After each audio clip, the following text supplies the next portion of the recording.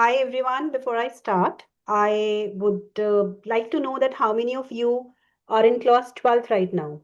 I'll be looking at the messages actively.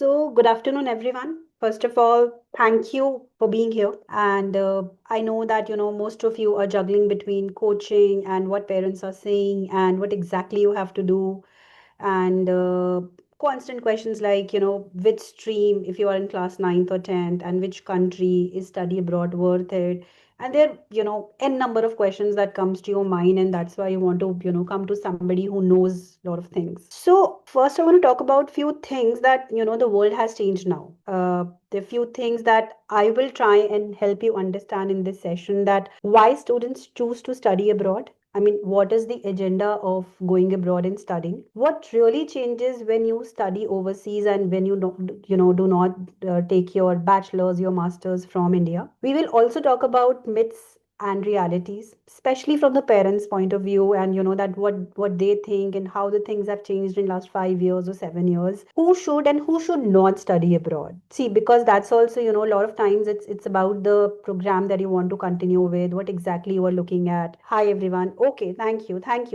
so much for your responses. Yes, I will be taking up a lot of things on the class ninth and 10th also. So, and we will also talk about, and if you have any questions, we can take that into the account, that what are the top universities abroad who are not just teaching subjects but who are actually helping you build up your skills and learn new things, and something which is better than studying in India and spending those lakhs of rupees. How to think, how to even question, or how to even apply your knowledge in the real life.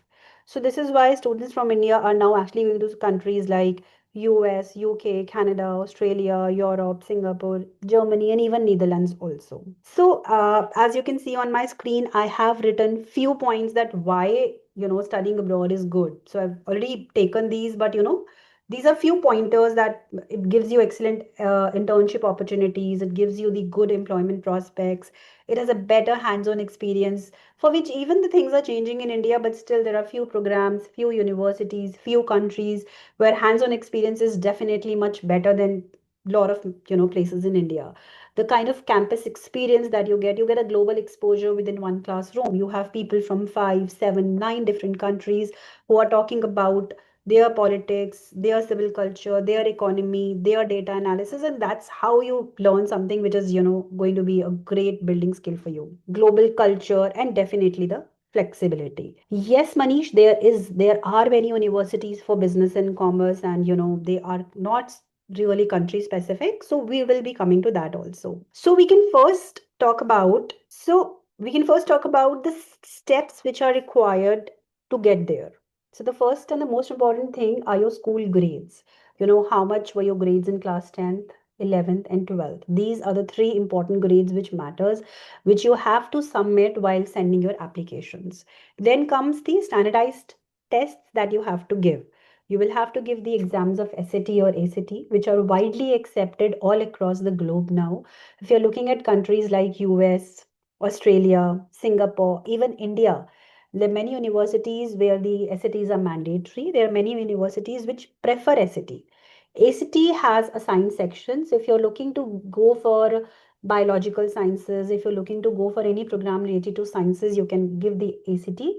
Both the exam happens more than 6 to 7 times in a year. They are valid for 5 years. So even if you're in grade 9 or 10, I would say this is the best time to get started. Earlier the better. Then your extracurricular profile. So when you talk about the extracurricular profile, there's a tree. If you talk about that tree, the first part of that tree is your leadership skills and sports. That's the number one that they consider. After that, your how good are you with your grades? Then what all competitions you have played? What all national level competitions you have played? Artistic, how much MUNs, then blogs, research papers, books that you have written, all of that is counted in your extracurricular and additional academics. Then comes the advanced placement exams. There are about 38 APs that you can give, five related to physics, chemistry, and biology. Then you have exams on mathematics, computers. So they are going to give you an edge over others. your essays, your LOS by your teachers, and your financial documents. So this is kind of a cheat sheet that you need these 7 items if you are looking to go outside India and study. If you have any questions on this, of course, I will be taking up all of these in details. Yes, Akshay, we do get scholarships. In bachelor's, scholarships majorly depends on your academics. Better the academics, better the scholarship. So if you have good grades in your class 12th and your 11th, you have good scores on your SATs or your SATs, ACTs, or even JEE is also accepted if you are a student from the science background. Even JEE scores are accepted in many universities across the globe. It's not only confined to India. So you have a very strong chance of getting the scholarship. Sure, sure. I will take, Manish, the universities for business and commerce. In fact, you can give your number to, Sarah. So we will come back to you with the complete list of the universities which are good for business and commerce and the requirements. Yuvraj, I will be taking up the questions, but yes, if you're in class 12th right now and it's December, honestly, you can't do much about it. The only thing you can do right now is you can focus on your boards. You can try and get a good score, maybe above 90. That is going to be a very strong part of your profile. Then you can, if you've been a good student in school, you can, okay, you are in 11th.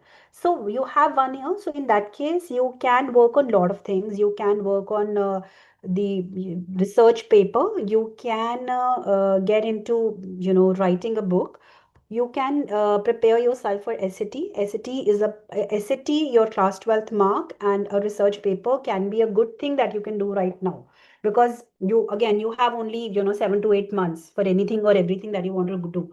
Because if you're looking to study abroad, your applications will go in September. So we have hardly 7, 8, 9 months. So that's something that you can. Yes, I will take up SAT and ACT again. Yes, Nitya, you can do that. We'll come back to that later.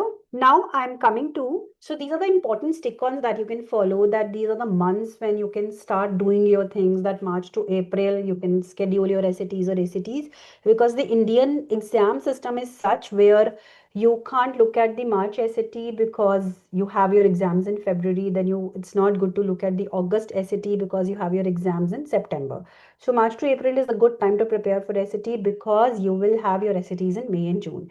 April to May, you can prepare your resumes, you can build up your profiles, you can shortlist your universities, you can start talking to your school teachers, then you can start with your application essays, reach out to your teachers for LORs, prepare the transcripts, start preparing and submit your application. This slide is only and only for class 11th students, I would say right now, because this is what they can follow from the coming Feb or March. Yes, this is the standardized testing that, I'm coming to. That study abroad, non-science exams, these are the ones. These are all non-science exams. So SATs and ACTs, APs, IELTS, TOEFL, PTE, BBA, BMS, BMAT, CLAT, LSAT, integrated MBA. These are all standardized exams. So right hand side, you have exams like CLAT and LSAT. They are for UK. Yes, I will be taking up these questions. Okay, Abhijay, I'll take this up later because then, we need to discuss a lot about this, about your journals and all. Yes. This is SAT versus ACT. Many of you have just written me a message for that. So it's more like a gate pass to all the top schools across the world, especially in US. If you're looking to study in US, you're looking for a scholarship in US, it's important to get a 1400 plus. It's used by the colleges for admissions to all the undergrad programs. Same is for SAT and ACT. Both of them test your writing, language, and math skills. ACT has additional skill that they test, which is science reasoning. Then SAT is 2 hours.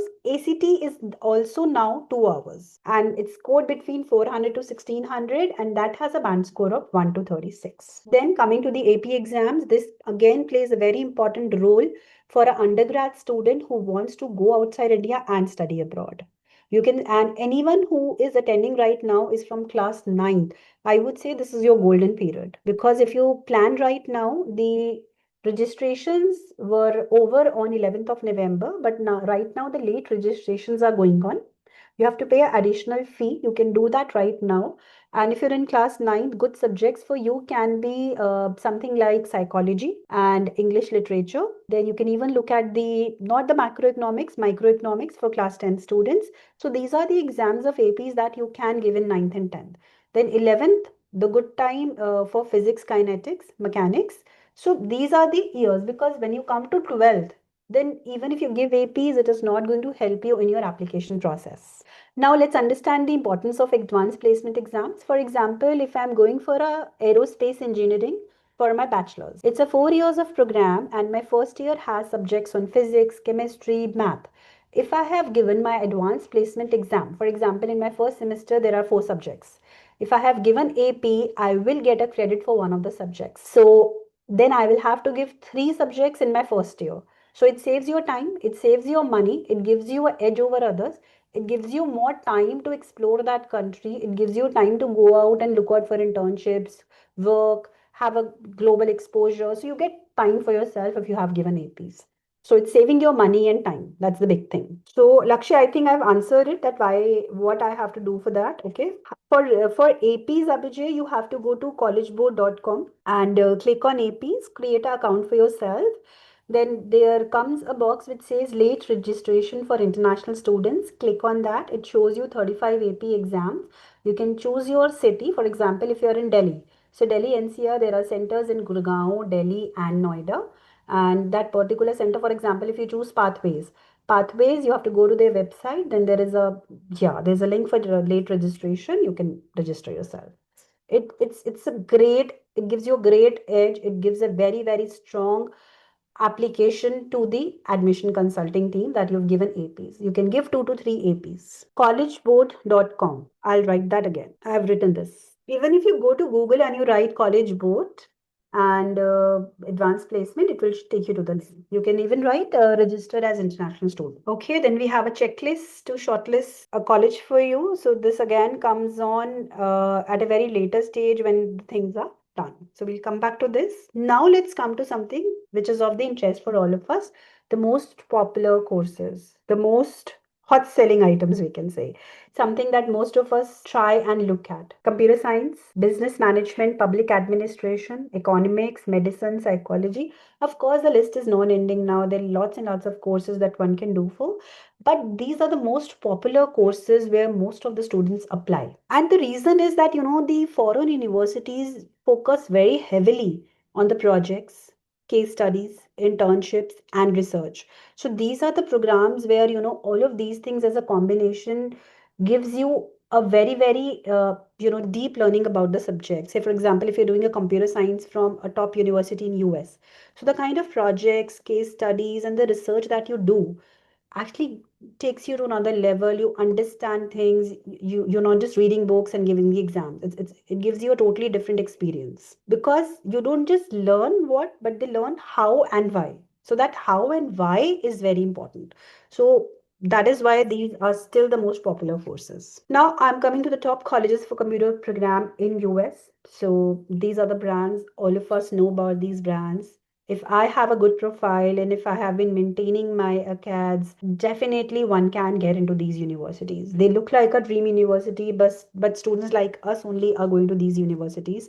So you have to work on your profile, you have to give your SATs or ACTs on time, you have to maintain that GPA in your class 10th, 11th, and 12th to be able to apply to these places. You have to show to the university that you're an outstanding candidate to be able to get that seat. So Shriyansh, I will be coming to this also, mechanical and mechatronics. So all of these are again the engineering programs only. And if you are looking for these programs, I would suggest that you must give APs. You can give AP Physics Mechanics. You can give AP Physics Kinetics. You can even give Math Calculus BC. These are the 3 exams which you can give if you're looking to apply for mechanics in US or in Australia or in Singapore. These are the top colleges for the business management in US. Again, we know MIT, Penn, Berkeley, NYU, Michigan. They all gives you that edge over others. It kind of helps you gain that level.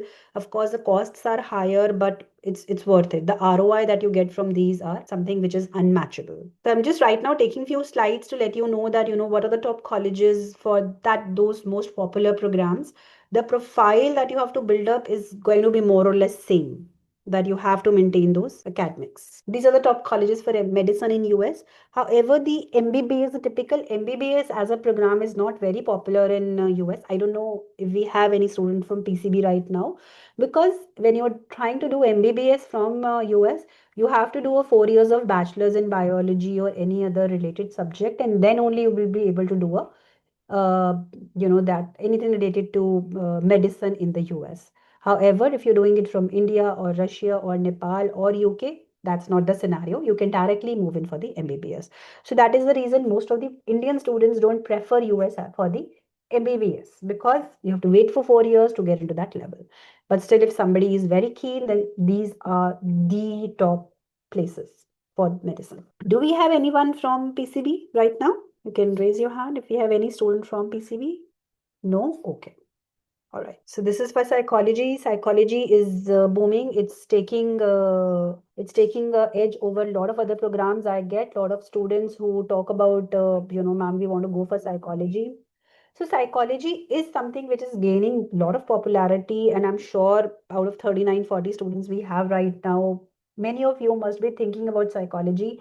But I want to tell you right now here is because I want to pause on this slide, because I meet a lot of students every day, and I hear so much about, ma'am, I want to do bachelor's in psychology. If you're really keen about doing psychology, if you have empathy towards people, if you are somebody who knows what bachelor's in psychology is, then only you should go for this program. See, because careers like psychology, doctors, counselors, consultants, this takes some time to build up. See, because, say, for example, I've been doing this for 20 years. That is why you are listening to me. And still, you might go to four more people, five more people to know about your career. So, the counselors, the psychologists, doctors, trainers, people only listen to somebody who has a great experience, who's been learning things for years and years. So, this is not something that will give you a top career in 2 years or 3 years or 4 years. You should have a lot of patience to do your bachelor's in psychology. You should be very keen on doing a lot of internships in psychology. You should be sure about whether you want to go for organizational behavior, clinical psychology, what's that domain you want to get into, then only you should think of psychology. Because if you're very keen, it's a great career. But you should have patience. You should spend a lot of time on, for example, if you're looking for clinical psychology, you should try and do internships in hospitals. You should try and join some psychologists, be on their team, be on their panel, try and attend lot of people before you go for masters. So bachelor's also you can shift if you're not sure.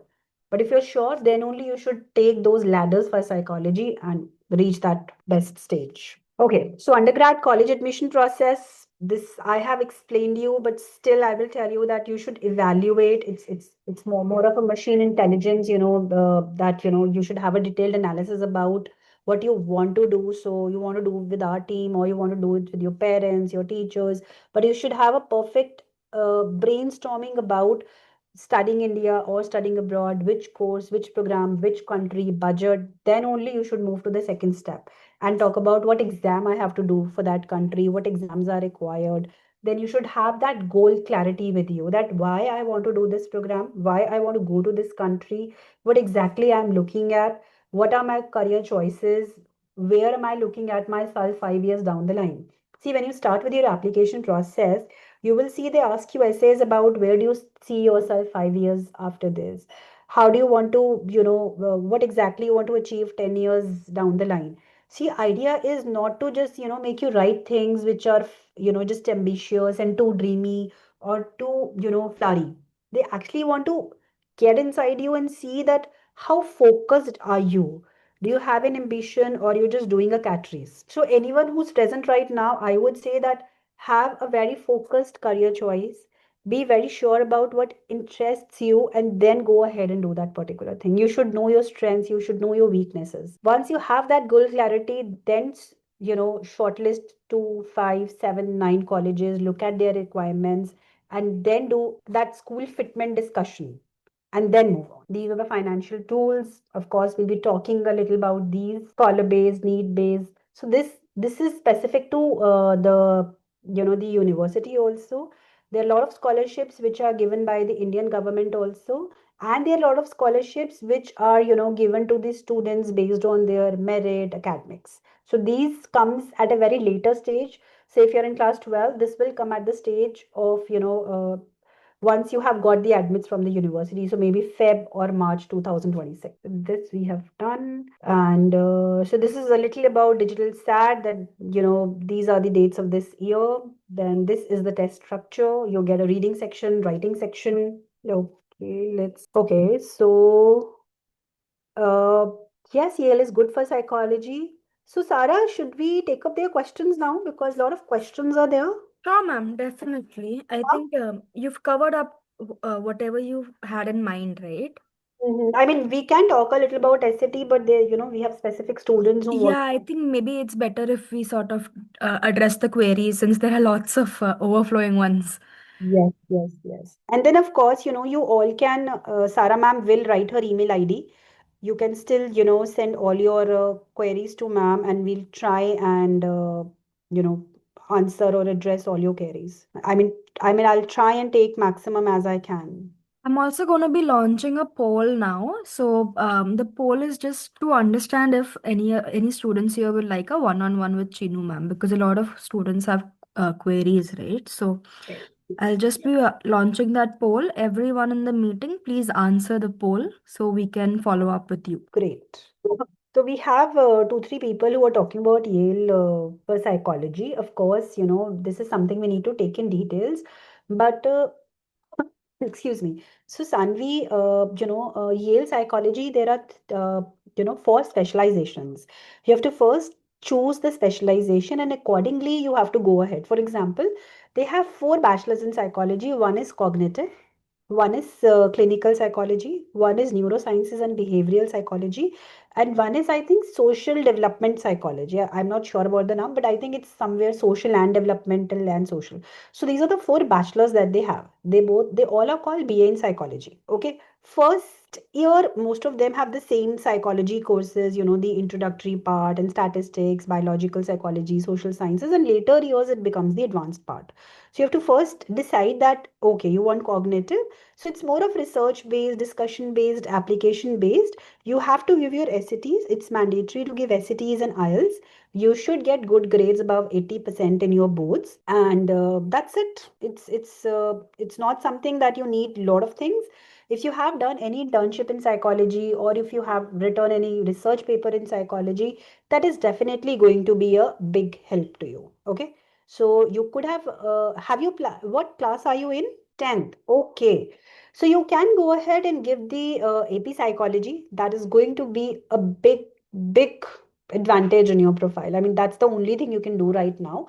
11th and 12th, the summer vacations, you can do the internship programs in psychology. And there are a lot of places, I'm not, specifically talking about Ashoka only, but Ashoka, they do a summer program in psychology, which is very good. So you can do that 10, 15 days of summer program also. That can be a good part of your profile building. There are no fixed cutoffs, but if you're looking at Yale, I would say that you need 90% in ninth, 10th, and 11th, especially 11th and 12th. You should have, the psychology as your subject. Yes, Ishita, there are the scholarship for the CS students. And like if we get admitted in some top university colleges like IIT, we get a call to work in some companies like, yes, you do that. And you do get the scholarships also. Say, if you have good academics, see, when you're talking about bachelor's in a top university, I want to make it very clear that you don't get a lot of scholarships. Scholarships generally comes into the picture when you're doing a master's from a top school.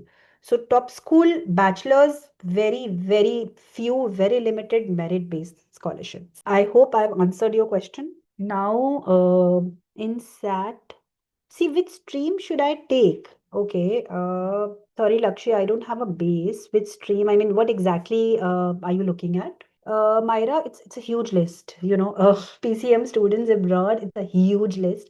You should have in mind the country, your budget exactly, and which stream are you looking at? You're looking at computer science, you're looking at civil engineering, you're looking at aerospace, you're looking at aeronautical, you're looking at mechanical, chemical. So, it's a huge list. So we have a lot of messages. Okay, let me start from the starting. So I'm starting from the first one. Ma'am, do individual marks Count like I scored. Yes, it does, Ganik. And in fact, if you're looking at places, Asia, especially Asia, if you're looking at Singapore, you're looking at Hong Kong, you can apply to top schools only if you have 90% and above. And if you have 95% and above, you will get up to 100% scholarships. But you have to maintain that GPA for 4 years. So if you're maintaining that GPA every year, you will get that. For example, if you're applying to HKTU, Hong Kong Technological University, or HKU, or NUS, the Nanyang Technological University, NTU, NUS, all of these places, if you have 95% and above, you will definitely get a 100% scholarship. But you have to maintain that GPA every year. Then only you will be able to do that. So, okay, then we had CAT and ACT. I think I've explained that. This is also done. Best opportunities that I can pursue aside from the STEM. Okay, so Janisha, we can take this, later because it's a huge list. You can go for economics, you can go for management consulting, you can go for strategy analysis, you can be a HR leader. Then brand and marketing strategy is also a good option. And if you want to stay in this team only STEM, then education, research, and academia is the great opportunity. You can go get into being a professor, lecturer, academic researcher, curriculum designer, because curriculum designer is it's a very, very good upcoming job profile. A lot of universities, they hire a curriculum designer because now they're trying to match that curriculum and level of all the top schools across the globe. Education policy analysis, so these are the good careers you can look at if you don't want to pursue a typical engineering career. Okay, then we have Sarah. Let me know, how much time we have because then accordingly I'll stop. Yes, ma'am. We have 10 more minutes. So, Okay. So this I've answered. How to register for SAT. I hope I've answered this. Mechanical, I've answered. What if we study in India? So big companies like yes, Lakshay. See, there is no parameter of that the top companies hiring only the students who are studying abroad. No, if you know what you're doing, if you know your course, if you love what you are studying, then you can do wonders anywhere. So because I am taking a session or a lecture on study abroad doesn't mean that I am only confined to advising for studying abroad. No, there are good universities in India. There are a lot of opportunities in India. And if you're really good at your work, see, the most important thing when you're doing your bachelor's in India or any place across the globe is that you have to enjoy studying at that place. You have to, that profile building of bachelor's is very much a part of your college. Try and join 2 3 societies in college, be a part of those programs, try and organize the fests, start doing some internships on the weekends, in the evenings, and just try and organize things in the college, bring up funding for the college, look at what all you can do for the society, for the college, for the teachers, for the team. So these are also a lot of things which adds up to your profile. They're not only looking at the 20 or the 30 books that you did while doing your academics or engineering. No, they're looking at your overall growth. So even if you're studying in India, try and do that 3 years or 4 years of college is the best part of your life. And it is definitely going to make a big difference then. Germany is a good option, Abhijit. There is no issue with that. And the only thing is that Germany, if you're going after the 12th, they need 15 years of education. So in that case, if you're going right now, the first year in Germany will be the foundation year. So by the foundation year, you mean that you stay there and you do the foundations courses or the basic courses and you do the German A1, A2 level. And then next year, 2026, being in Germany, you apply to the top schools of Germany. So a lot of people take it as, wasting a year or, parents don't understand this, but it's worth it. And also, in Germany, when you talk about, these engineering programs, they call it bachelor's in computer, bachelor's in mechanicals. They're 3 years program. There are 4 years also, but these are 3 years. So ultimately, it ends up being a 4 years program. So there's no difference really in between these. Yes, China, Georgia, Russia, etc. are good for medicine. Hence, there is no issue with that. China, I would say no. Georgia, out of these three, Russia is a better option. But if you're looking at medicine, what I would recommend is that India is a good option. And because Nepal, Bangladesh, we have a same bloodline. So a lot of people, I'm not too much into medicine, but still, by the experience, I can say these are the countries which gives you a better understanding of this particular field. And you can look at even UK. UK is a good place for the medicine. So Shreyansh, yes, we had discussed the entrance exams, but if you want to know more about it, you can write to us. Sarah or me or any other person from the team will take it for you. So we've covered Yale, we've covered the scholarships also. See, definitely, hard work always pays off. So if you start right now and study hard, Sanvi, it is definitely going to be better for you. You can, even if you feel that, you're not too good with academics, a lot of other things that you can add to your profile. Exams for law to study abroad is LSAT and BMAT, UK CAT. They all are the exams for the law. And if you are looking to study law and you are in class 10th or 11th, I would say that uh, it's very important to choose law as your subject in 11th and 12th. It helps you a lot. It makes your work very simple because you are doing that in everyday course, you're doing that in exams, so it becomes very simple. If you're very focused and you're sure about doing law, then take law as a subject in 11th and 12th. And if your school doesn't offer it, you can probably take that as the additional subject. It's allowed. You can talk to your school and you can do the coaching outside the classes. A lot of people do that. How to study in SCT? You can take coaching, and if you don't want to take coaching, Khan Academy is a good platform. You can create an account. It's a free platform. It has roughly 5,000 6,000 questions on that platform. It goes step by step. It shows you three levels: foundations, medium, and hard. And you can start with foundations. They have some amazing videos also. You can watch the videos and you can start your prep. Then you can go to Blue Book app. You can download the Blue Book app there, and you can see how you're performing. And if your performance is not good, then you can go and take a professional help. So Shreyansh, if you're looking for internships in aerospace companies, if you NASA or ISRO, so they only give internships to the bachelor students. They do not give internships to the school students. So these internships for you at this level might not be possible unless they come out with some 1 day, 2 day, 3 day visit, otherwise, no. So if you're doing your bachelor's, in that case, the forms will come out. Let'sintern.com, internshala.com, and even on their websites, the HR, you can get connected to their HR on the LinkedIn, and then you can try and apply. You should be studying your bachelor's in aerospace from a good university. Second year onwards, you will be able to apply to ISRO.